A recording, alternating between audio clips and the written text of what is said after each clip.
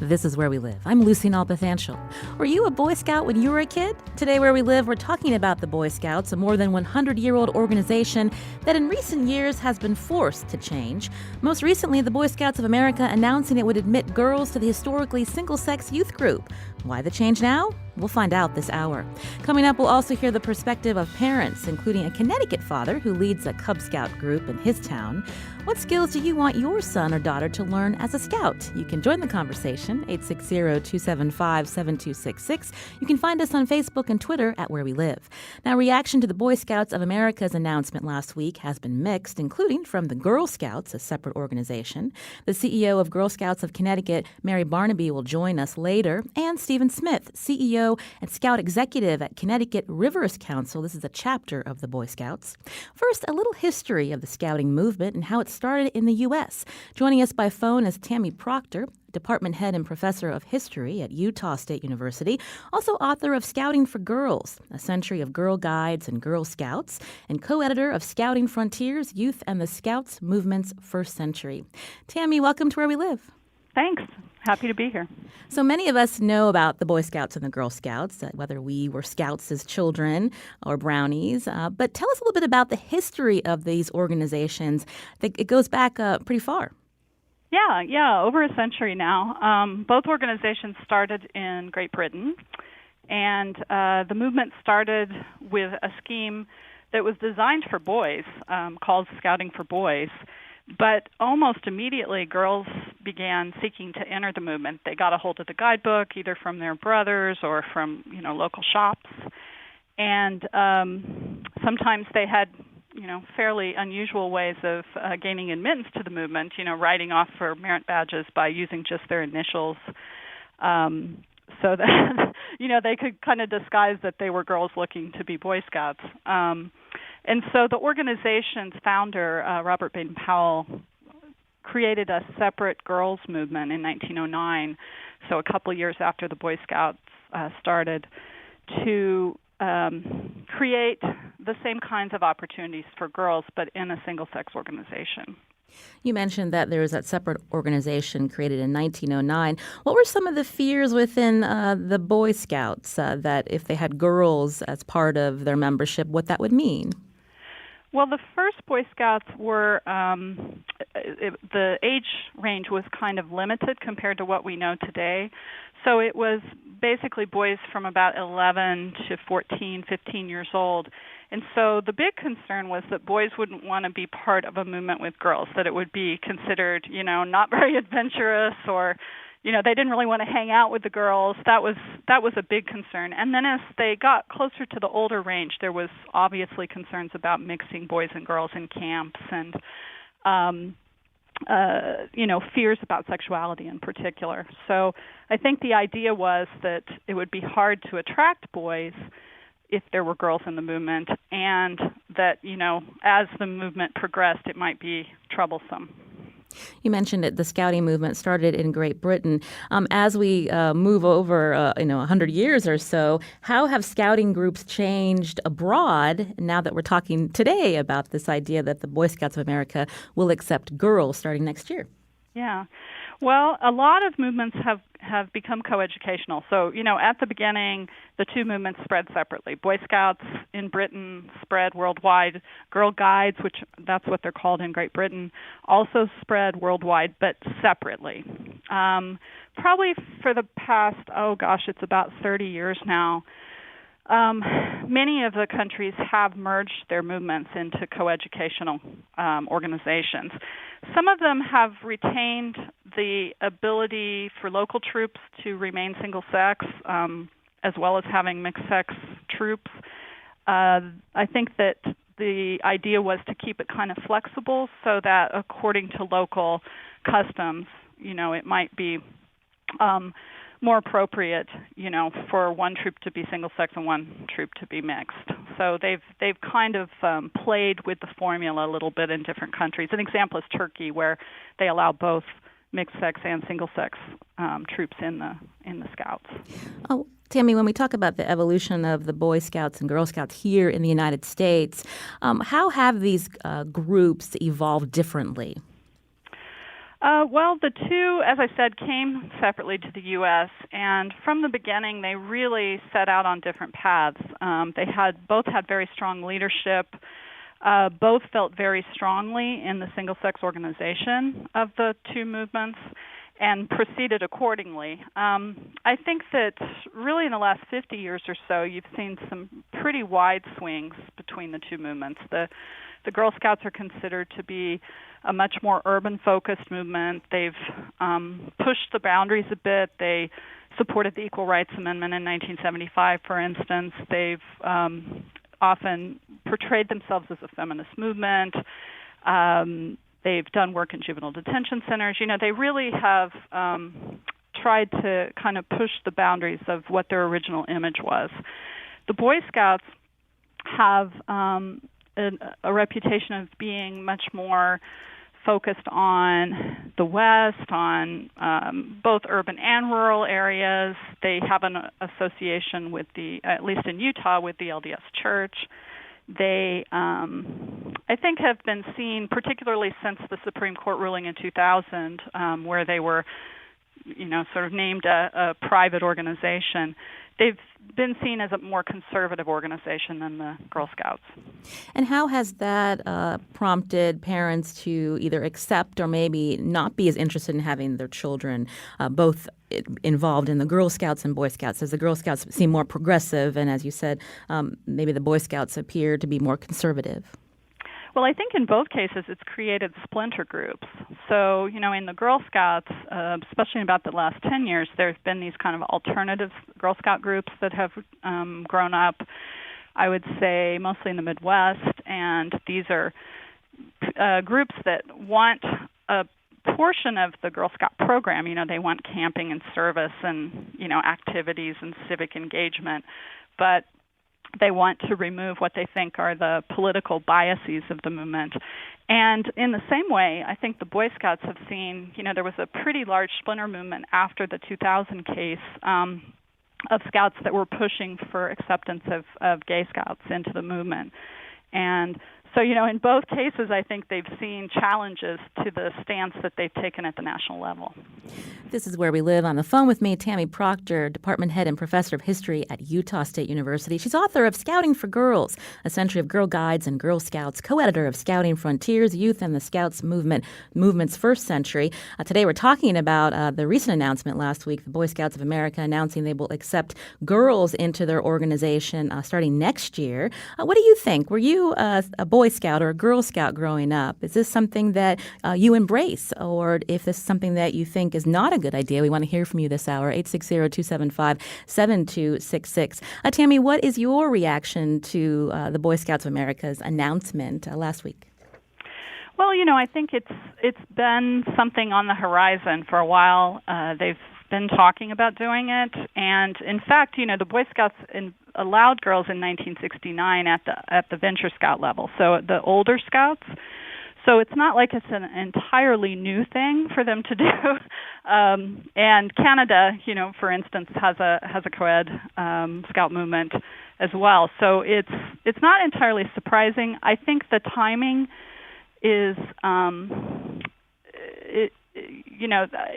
it feels a little bit like a turf war with the Girl Scouts, the way it was announced and the timing of the announcement, given that Scout numbers have dropped and there's been some controversy about, their announcement that they were going to allow gay Scouts. And the Girl Scouts' reaction, of course, points to that. So I think from my point of view, it would have been better if the two organizations could have found a way to work together if they were going to create something coeducational. Because I think in the countries where it's worked best, that's what's happened. You mentioned also in other countries there have been mergers of these two youth organizations. Is that possible in this country, given, again, since the news broke, there have been some strong criticism of the Boy Scouts of America in announcing this? I saw some opinions and op-eds that the Girl Scouts believe this is undercutting their organization, all based on membership. Can you talk a little bit about that? Yeah, I think it would be really difficult given the histories of the two organizations. They've had a contentious relationship for a long time. They fought legal battles over trademark issues in the 1920s, and After the announcement in 1969 of the Venture Scout scheme where girls were allowed, the Girl Scouts kind of doubled down on the fact that they were a single-sex organization that had the best interests of girls at heart. And I think we'll see some similar kinds of reactions to them over the next few weeks. And so, I'm not really sure, barring a really good negotiator, how they would do this. Plus, they have separate financial structures and headquarters, and it would take some work for them to merge. What is the value of these single-sex youth organizations today, Tammy? There's obviously the jury's out whether single-sex education is necessarily a good thing. It just depends on the perspective of the parents and the educators. Yeah. Well, I think what the Girl Scouts would say is that we live in a world where it's still important for girls to have a place where they can express themselves and gain a sense of self-worth and self-reliance, given the obstacles that they might still face in interacting in a coeducational society. That they need to gain some skills, and a single-sex organization is the best place to do that. I think the Boy Scouts would counter that and say, well, we're all aiming for the same thing. This is all about character building, and it's good for both boys and girls to experience, these programs and outdoor activities and character-building service schemes together. There are probably quite a few Boy Scouts and Boy Scout leaders who are not going to be that open to having girls. So, it's it's going to be interesting to see how it plays out. I wanted to read a tweet from a listener. Ben writes, as an Eagle Scout, I support the decision. Scouting should not be gendered. And you can join the conversation, too, 860-275-7266. I want to thank Tammy Proctor again, department head and professor of history at Utah State University. And I wanted to thank you again. She writes Scouting for Girls, author of Scouting for Girls, A Century of Girl Guides and Girl Scouts, co-editor of Scouting Frontiers, Youth and the Scouts Movement's First Century. Tammy, thanks so much for your time today. All right. I appreciate it. Thanks. This is Where We Live. I'm Lucy Nalpathanchel. Since their inceptions, both the Boy Scouts of America and the Girl Scouts have operated as separate organizations. How will the news that the Boy Scouts will begin accepting girls next year change the makeup of both groups? Is your son or daughter a scout? What's your take? Join the conversation, 860-275-7266. Email wherewelive@wnpr.org. Find us on Facebook and Twitter at Where We Live.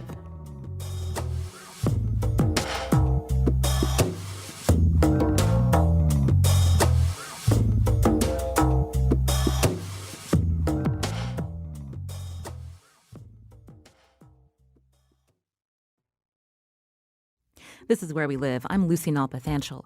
What are the benefits of single-sex youth organizations? That's one of the questions some are asking after one of the best-known groups for kids in the country, the Boy Scouts of America, has announced it will begin accepting girls next year in their Cub Scouts and Boy Scouts programs. Now, what does this mean for the Girl Scouts, an entirely different youth organization? As a parent, will this news change your views on either group and whether your son or daughter will participate in them? We want to hear from you. 860-275-7266. You can find us on Facebook and Twitter at Where We Live. Now, in studio with me now is Stephen Smith, CEO and Scout Executive at Connecticut Rivers Council, and Mary Barnaby, CEO of Girl Scouts of Connecticut. Stephen and Mary, welcome to the show. Good morning. Thank you. Good morning. I'll start with you, Stephen. First, for those of us who don't know about Connecticut Rivers Council, tell us about the organization and its relation to the Boy Scouts of America. Connecticut Rivers is a council of the Boy Scouts of America. We're one of about 240-some councils. We serve everything from Rhode Island to New York and across the Mass border, basically all the way over to New Haven. Then we cut up to I-84 and cut across. So what does your membership look like throughout the state? We serve between 20 and 25,000 youth with another 5,000 to 7,000 adult leaders. A lot of attention on the news last week that the Boy Scouts of America announced it will begin accepting girls into the Cub Scouts program and then later the Boy Scouts program. As a local chapter, when did you first hear about this? Actually, I joined the scouting in '82, and it's been talked about for years. Most recently, though, in probably May of this year, it got very serious. We all flew into Dallas, all the executive directors, and had a conversation with our chief executive officer.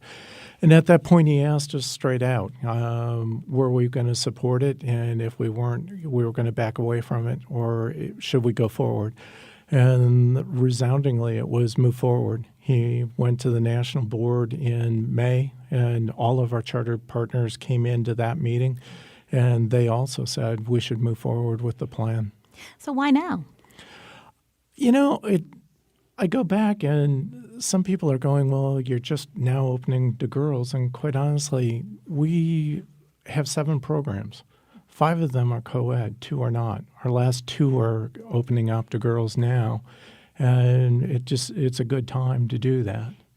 You mentioned 5 programs. Our earlier guest mentioned the Venture Scouts as one example. What is that? Venture Scouts is a co-ed program. It's more for teenagers, and it's camping out of doors, and it's just an extension of high adventure and includes girls. And we heard from our earlier guest, too, that, Boy Scouts, as you look at the evolution, it tends to be more conservative. Do you think accepting girls will be a good thing? We've been accepting girls since '71, so it's not really a bad thing. It's just a continuation of moving forward. Yes, there's been a whole lot of movement in our organization since our new CEO got in, and we're finally catching up with the times. You mentioned a couple times now that you've been accepting girls. So to explain what this announcement last week actually is. It actually is our last 2 programs, and our biggest programs, Cub Scouts and Boy Scouts, will go and accept girls, where the misnomer is it's not co-ed. They're still single-sexed groups. There will be boy dens. There will be girl dens. They will meet as families and do openings. They will split into their gender programs and then come back together. It's more to keep families together. They've been participating as families forever, and boys have gone through and done their thing, and the girls have done theirs, and the boys get the ribbons, and the girls sit there and say, what about us? Now, in terms of who are the Scout Masters and the Cub Masters, could moms be in this position at some point? They already are. Women have been leaders in Scouts all the way back. This is Where We Live. Today we're speaking with local Boy Scout and Girl Scout officials. In studio with me, Stephen Smith, CEO, Scout Executive of Connecticut Rivers Council, and Mary Barnaby, CEO of Girl Scouts of Connecticut. You too can join the conversation, 860-275-7266. I want to take a quick call. Lynn is calling from Durham. Lynn, you're on the show. Oh, hi. I'm calling regarding girls in the Boy Scouts. I think it's a wonderful idea. When I was younger, I really wanted to be in the Boy Scouts, but I was in the Girl Scouts. Actually, I've been involved in the Girl Scouts for 10 years. I was a Girl Scout troop leader also. And I think that it would be, it was great for the Boy Scouts. They got to go outside, and they would do fire, and they could use knives, and that's not something that's allowed in the Girl Scouts. And also, it seemed like the program books changed a lot in the Girl Scouts, so that was a little confusing. I don't know if it's like that in the Boy Scouts. Thank you, Lynn, for your call. I wanted to bring into the conversation now Mary Barnaby, CEO of Girl Scouts of Connecticut. Thanks for coming in. My pleasure, Lucy. Reaction to this news? Well, I think I've said before that we want choices for families. We want choices for girls. That's always a good thing. But I just think, quite simply, I'll say it, I think we are in a much better position to help girls to become leaders and to thrive and succeed in society because we've been doing this for 105 years. We have very similar programs to the Boy Scouts. I think the last caller mentioned we can't go outside and start fires. Well, we don't start fires, but we can build fires and we go camping and we have high adventure camps, and we have, we have girls going down the Connecticut River for 3 days canoeing. We have STEM programming. But I think the fundamental difference in the way we do it is really what we feel makes Girl Scouting a great choice for a girl, because it's all done with a focus on her growth growth as a young woman and a leader. And, we do know there's research. It shows that girls, when they get to middle school level, they tend to not raise their hand. They tend to pull away from the sciences and math. And all of our programs are really geared to helping that young girl, that young woman, discover herself and feel that she has the empowerment to become the person and the leader that she's meant to be. Do you feel that there will be less girls that choose the Girl Scouts now, that this opportunity is opening up with the Boy Scouts of America? I don't think so. I think that we have to do a good job in Girl Scouting of, really messaging the value proposition of the leadership and the value of girl-led, girl-centric programming to parents, because I think that, I know the Boy Scouts is talking about making it more convenient for families, and that's important in our world today. But as I've said, I hope that it's not just a convenience factor, because I really believe that if you dig in, you have to see what's best for my daughter and make sure that the time that she's spending outside of school is really giving her what she needs to grow and to thrive and to succeed. I want to take another call now. Michael's calling from Killingworth. Michael, you're on the show. Oh, doesn't look like Michael is there. Let's try Hannah from Rocky Hill. Hannah, are you there? Yep, I'm here. So what's your Thanks take? for taking my call. Well, I was a Girl Scout all my life. I earned my Gold Award, and I just feel like this decision kind of is undercutting the Girl Scout organization yet again. And when I was a Girl Scout, just being able to surround myself with the troop leaders I had, they were excellent examples of leaders, and I have a whole group of women that we are still connected to this day, and just to see how the Girl Scouts affected us in our lives, it definitely taught me all the important leadership skills that I probably wouldn't have learned if I didn't participate in the organization. And I feel like a girl, if she wants to participate in Boy Scouts, then I definitely support that. But it feels like the Boy Scouts are kind of trying to undercut us and what we stand for, sort of. Hannah, can I ask you mentioned that you learned a lot of leadership skills within the Girl Scouts. Tell me about some of the programs you think that helped you. Well, definitely the going for the Gold Award was probably the most substantial learning experience in my life. I organized a benefit concert for a scholarship that I raised like $2,000 or $3,000 for, to support a student who couldn't afford an instrument in the elementary school, and just all the communication skills that it taught me, and how to basically organize a whole event was something I really valued and still use to this day. Well, thank you, Hannah, for your call. Mary, she mentioned going for the Gold Award. Tell me about that. Well, it's kind of interesting. The Gold Award has been around for over 100 years. We celebrated our centennial last year. And that really is an incredible, extraordinary achievement. And, there's been some talk about, wow, great, now girls can get their Eagle Scout Award. Well, for 100 years, we have been seeing young women spend 80 to 100 hours of community service. They have to have their project has to be approved by a committee. It has to be sustainable. It has to make a difference and solve a problem in their community. And so, again, the letting girls into the Boy Scouts will maybe perhaps allow them to achieve their Eagle Scout Award. It's not lacking in the Girl Scouts that there's an opportunity for girls to really do something phenomenal. And when they go to college and they go in, or it's in the military service, these are also often recognized through scholarships and also higher rankings. We just have to do a better job of marketing ourselves. I'll ask Stephen Smith to come back into the conversation. We heard from a couple of callers, but I'm curious about the going for the Gold Award. We hear about the Eagle Scout, and that's a really big deal, and how there's different weight carried with that in the real world. I think Mary hit it head on. There's just a lack of knowledge what the Gold Award is, and it's very, very similar to the Boy Scout Eagle Award. It's just the Eagle badge is much more recognized, and it's a brand that's been well established over the years. Oh, we got a tweet from a listener, Stephen, who wanted to know a little bit more about how many girls are actually involved. That you've said several times that girls have been allowed to participate in certain programs, but in terms of ratios and percentages, how many girls are involved? It's probably about 20-25% of our membership is girls. You mentioned the local chapters voted unanimously when the national had your national meeting. But what was some of the pushback that you may have heard within certain local chapters? It's the same thing you're hearing in the media all over the place. The Boy Scouts are for boys, and they don't realize there's already girls in the program.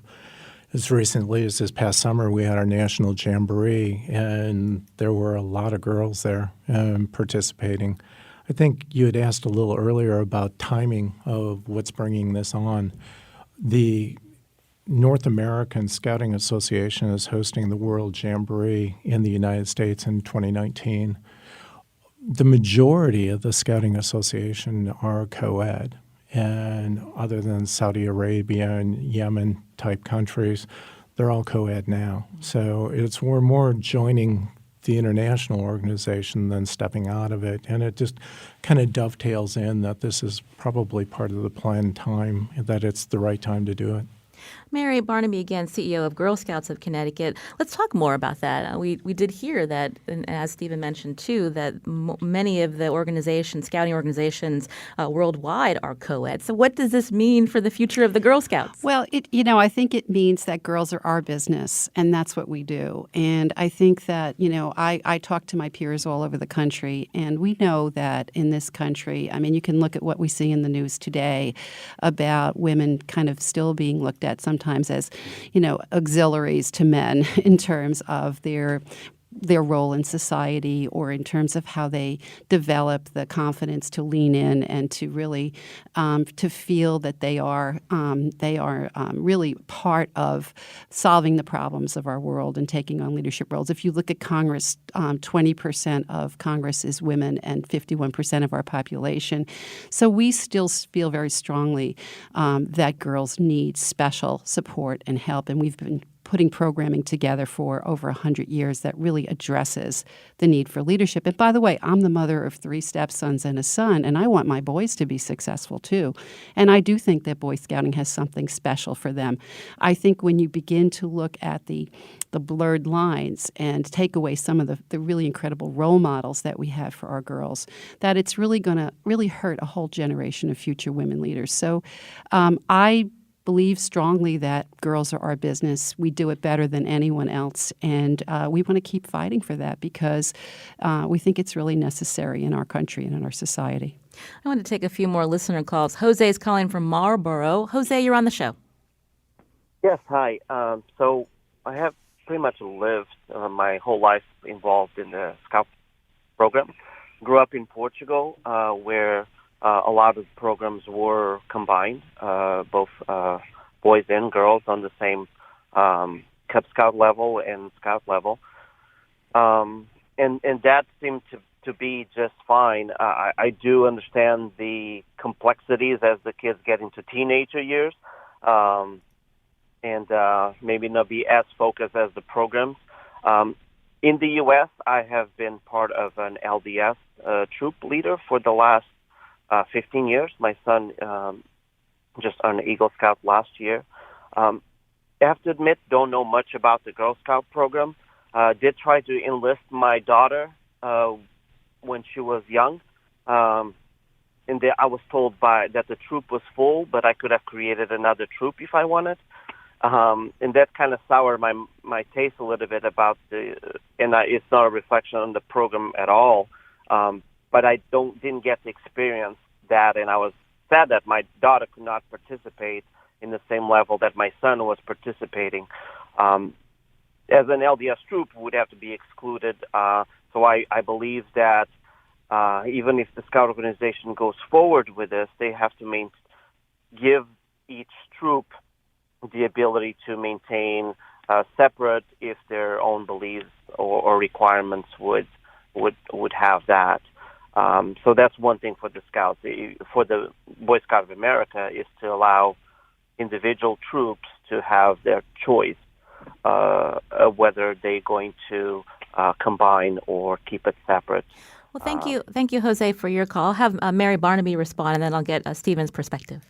Well, I think to the point that was just made that that there should be the decision of the troop leader, I guess, to go ahead and decide if they want to keep it co-ed or single gender.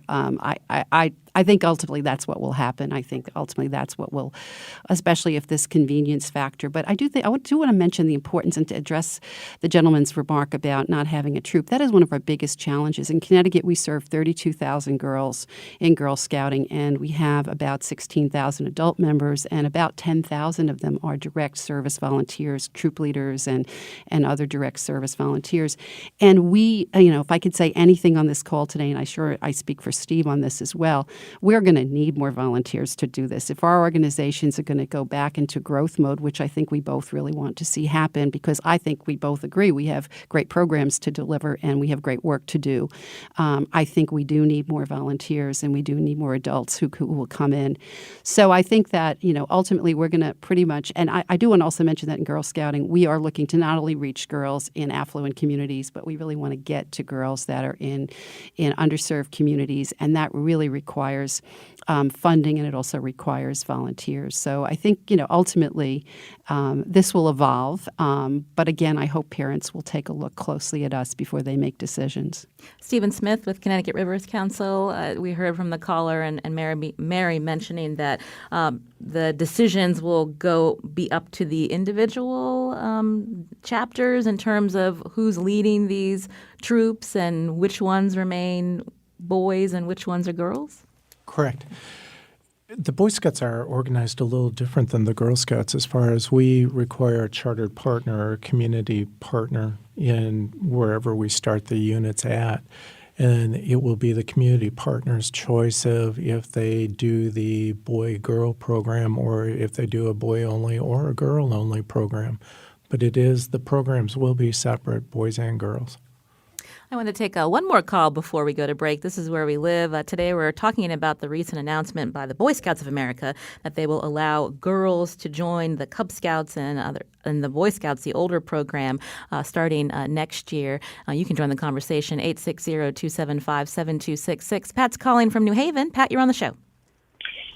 Good morning. I wondered if I should say that I'm the aunt of 3 Eagle Scouts and 1 gold a Girl Scout who achieved gold, and very proud of them.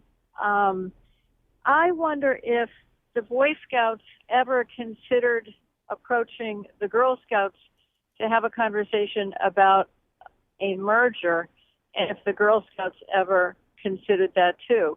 It just seems like there must be a lot of efficiencies of scale that could be achieved if the 2 organizations, which certainly do have related missions, could team up and share promotion. It sounds like recruiting an adequate number of trained volunteers is a challenge, particularly to serve young people in underserved communities. Has there been any conversation at a national level about a collaborative approach rather than competition? Thank you, Pat, for your question. Mary? I do know conversations have taken place over the years with our national leadership on both sides. I think that there was a little bit of concern on the part, and there's been some press about this, that the Boy Scouts announcement was kind of made in a kind of a sudden way, without the opportunity to really have those conversations. So I can't speak for the national organization in terms of whether or not a merger is something strategically that they see as valuable. But I do want to say that we've worked very well with the Boy Scouts over the years here in Connecticut. We've done joint events. We have a phenomenal event every year at Sikorsky Aircraft, where it's a very STEM-oriented program for girls and boys. There are others. There's been joint recruiting efforts that we have. We don't intend to change that. We can always locally continue to support collaboration where that really makes sense. But I still just want to stress that when it comes to really achieving the kind of goals for girls in terms of their leadership and the outcomes, the 5 outcomes that we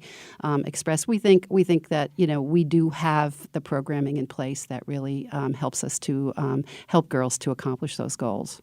Stephen, your response to how the national leaders can work better together? Going back in time, the sister organization, it was like, why don't you get together with the Girl Scouts? Actually, the Boy Scouts created Campfire Girls, and that was our sister organization for years, and 65 years actually. And at that point, the Campfire Girls decided that they were going to go co-ed, and obviously that wasn't a good pairing for us to continue. So did the national organizations get together? I don't know. I don't know if that happened. I can tell you here in Connecticut, as Mary said, we do work together. And whether girls decide Girl Scouts or girls decide Boy Scouts or Boy Scouts decide the Boy Scouts is where they want to be, even within the Boy Scouts, we have kids in our STEM program that they're never going to go hiking and camping, and that's the last thing they want to do. That's not their interest. I think the bigger thing is what we're looking at is both programs teach values, both programs teach ethical decision making, both programs teach leadership skills, and that's really more important that in today's society we need our children to learn these values.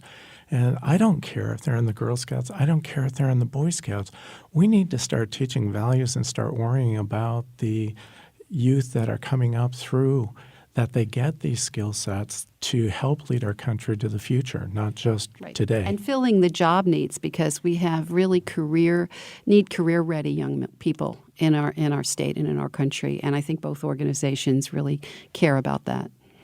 This is Where We Live. I'm Lucy Nalpathanchel. Again, in studio with me, Mary Barnaby, CEO of Girl Scouts of Connecticut, and Stephen Smith, CEO of Scout Executive at Connecticut Rivers Council, as we talk about how these youth organizations are changing to attract more members, more than 100 years since the groups began. Up next, we hear from one Connecticut parent who is a Cub Scout leader, and we want to hear from you, too.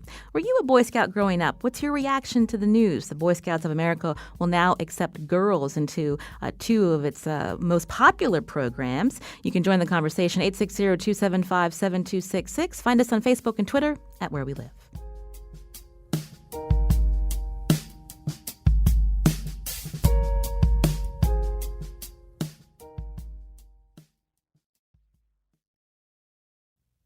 This is Where We Live. I'm Lucy Nalpathanchel. What do firmer, less porous borders mean for the people who live in borderlands? Coming up tomorrow, we'll talk about how attitudes have changed along the U.S.-Mexico border in the age of Build the Wall, plus movements to build new borders. We'll talk about the fallout from 2 separate independence referendums in Catalonia and Kurdistan. What happens now? You can join the conversation on Where We Live. That's tomorrow. Now, today we're talking about youth organizations in light of news that the Boy Scouts of America will accept girls in its more than 100-year history. What draws parents to these groups, as well as the Girl Scouts? Is your child a member? If not, tell us why. Join the conversation, 860-275-7266. I want to welcome a Connecticut father in studio with us. Ryan Hansen is den leader and cub master for PAC 266, based in Suffield, Connecticut. Ryan, welcome to the show. Hi, Lucy. Thanks for having me on. So I understand that you were not a Boy Scout growing up? I was a Cub Scout for several years. I grew up in northern Wisconsin. We did not have the kind of program that we have in Suffield, Connecticut. We have a very, very popular program in town. I think we have close to 100 Cub Scouts this year. And my wife and I run our den, which is the 4th graders this year, and we have 20 boys just in our den, which is a very large den. It's the same size as some PACs, so we have a great program in town. There's a lot of lingo I've been learning. So Cub Scouts is for younger boys. K through 5. K through 5. Yeah. And then the older boys is technically in the Boy Scouts. Yes. Halfway through their 5th grade year, we have a ceremony called the Blue and Gold, and that's when the boys cross the bridge ceremoniously into the Boy Scouts. So that'll be, for our group, that'll be next year. So what's your reaction to the national news that the Boy Scouts of America will allow girls to enter into the Cub Scouts next year? Yeah, unlike Stephen, we just found out last week. We literally have not had a committee meeting or a PAC meeting since we heard the news. So I've talked to as many people as I could. I've reached out to some of the Girl Scout leaders in our town. there's mixed reactions, just like you'd think. I think we're gonna, like Stephen said, it's up to our charter organization. They could say no if they tell us that we can't have girls, and we're not going to be able to do it. They would have to start their own pack in town. I personally, as the Cub Master, we want to embrace the change. We're excited. We always have our sisters of the Cub Scouts are always joining us at the meetings and doing the same things as their brothers. At the same time, we have a really good relationship with the Girl Scouts in town, and I would never want to do anything to damage that. I've talked to several of their leaders this weekend, and they have mixed feelings about the whole thing. But I don't think we're going to actively recruit. We don't want to steal Girl Scouts, but if they want to come join our group, we're going to definitely let them. Earlier, we talked about how the Boy Scouts appear to be more of the conservative organization, the Girl Scouts more progressive in the last 50 years. But is that something that you think parents are even thinking about? Or is it more convenience? If my son is in the Boy Scouts and I have a daughter, why not have them both be part of one organization? Absolutely. We have many families. We actually have, I think, 4 or 5 Girl Scout leaders that are also Cub Scout moms in our pack alone. So, we're always together. I think it would make it easier for parents. We don't get really heavily religious or political ever in our group. We get together and we have fun. We go camping. We teach the boys how to cook, how to start fires, how to use safety with knives. I mean, stuff that all little kids can benefit from. So. And Mary Barnaby, CEO of the Girl Scouts of Connecticut, girls are learning this too in their troops? Yeah, we do have, it's interesting too, and Stephen said this before, some girls love the outdoors. That outdoors for both of our organizations is still really, really an important thing.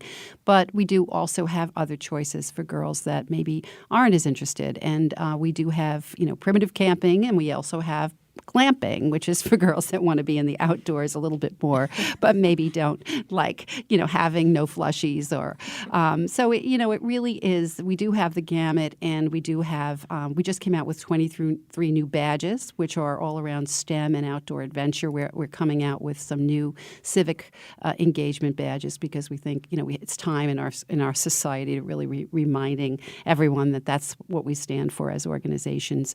So we do have it, and again, we do it with a spin on really being girl-led and girl-centric. And that's really, I think, what will differentiate us in this situation. Joe's calling from South Windsor. Joe, you're on the show. Hi. I have 2 sons, adult sons, who are Eagle Scouts. I was a Scout when I was a child, and I've been involved with the Scouts as a den leader, et cetera. For at least 35 years, I advocated for the Boy Scouts to change their position on homosexuals. And I was told again and again that it really wasn't the Boy Scouts organization, it was their community partners, which is to say the Catholic churches and the LDS churches, which were strong partners with the Boy Scouts that kept them from changing that stand. Now, I understand that up until a certain point, the LDS church paid the dues for every young man in their community to enter the Boy Scouts. And since they have stopped doing that and said they were going to start their own boys organization, which essentially, undercut most of the funding for the Boy Scouts in most of the country, that's when the Boy Scouts now made this move. And I think this is the elephant in the room that has to be talked about. And I wonder if the leaders that you have there will address the tremendous influence that the churches have by virtue of being the community partners with the Boy Scouts. Thank you, Joe, for your question. I'll let Stephen Smith with Connecticut River Council address that. No doubt. Our charter partners absolutely do play a key part in the scouting program and molding what we do deliver. A couple of the statements you made were slightly inaccurate. The older youth program at the LDS Church was the part that was dropped. The part that was dropped actually impacted our council of over 20,000 kids. They had 8 in that program, so it's not as significant as the media would portray it to be. And currently, yes, the LDS Church does pay for the registration fee for all of their youth in the program, and not every LDS youth has to be a member of the program, and that isn't the way it's done in Connecticut. I asked the question earlier to both Mary and Steve and Ryan about where the organizations go from here, considering that abroad you have so many of these scouting groups that have merged and are co-ed. I mean, you mentioned that you think you're not going to want to steal girls from local Girl Scout troops, but do you think that at some point it makes sense to have a merger? Yeah, it's a very confusing past. I've read a lot of stuff this weekend, kind of preparing to come in here, and there was the Campfire Girls. It sounds like we did have a sister organization for a while, and the Girl Scouts was kind of inspired from Lord Baden-Powell. I think Juliette Lowe met Baden-Powell, and that's where she got inspired to create Girl Scouts. I don't know. It's a tough question. I think we'll go. I think it's great that. Boys have a place to be by themselves sometimes, and girls have a place. I think there's nothing wrong with having separate organizations. When we allow the girls in, they're going to be in separate dens.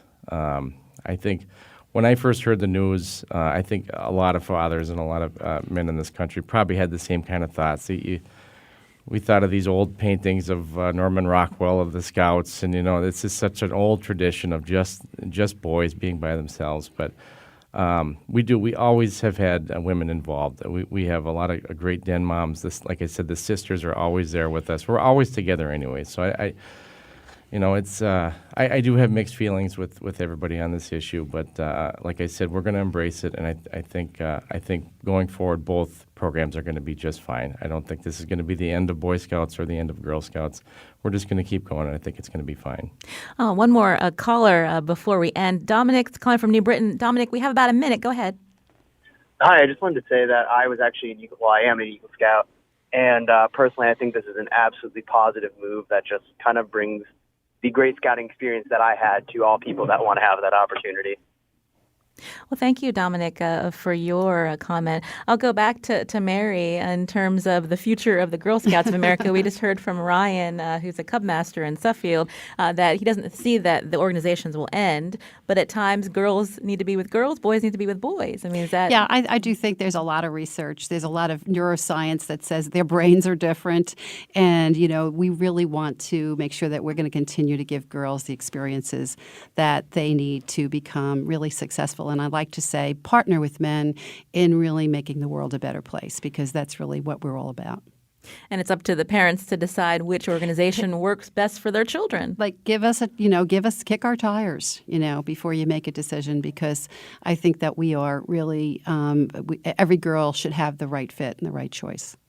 Well, I want to thank Mary Barnaby again. She is CEO of the Girl Scouts of Connecticut. Thank you for coming in. And before we end the show, Ryan Hansen, you'd mentioned that you were a Cub Scout, but you never were a Boy Scout. But you're seeing a lot of popularity in your particular town. Why do you think that is? Well, I can speak for our den. We plan a lot of fun events throughout the year. We've done a lot of things the last few years. We also have great parents. We've all become a big group of friends. We love going out and camping together. And I think any young person would love to get out in the woods. Kids today, they can get so tied up with video games and iPads and electronics and cell phones. And when we have a Cub Scout event, we don't allow. There's no electronics allowed. Parents can have their cell phones. And can I just say, I put a plug in for people like Ryan and our volunteers all over the state for Boy Scouts and Girl Scouts, because they really are the backbone of scouting. Thank you. Right. Yeah, tell your parents or the parents of the Scouts to leave the phones at home. I want to thank Ryan Hansen again, den leader and Cub Master for PAC 266, based in Suffield, Connecticut, which happens to be where I live. Ryan, thank you so much for coming in. Thank you. And can I real quick say happy birthday to my son, Max? It's his happy birthday. 10th birthday today. And hi, Sammy. Okay. Also, Stephen Smith, CEO, Scout Executive of Connecticut Rivers Council. Thank you for coming in today. Thank you. Today's show produced by Lydia Brown, senior producer of Where We Live. Our technical producer is Kyone Wolf. WNPR's executive producer, Katie Tolarski. Learn more about the show, WNPR.org/wherewelive. I'm Lucy Nalpathanchel. As always, thanks for listening.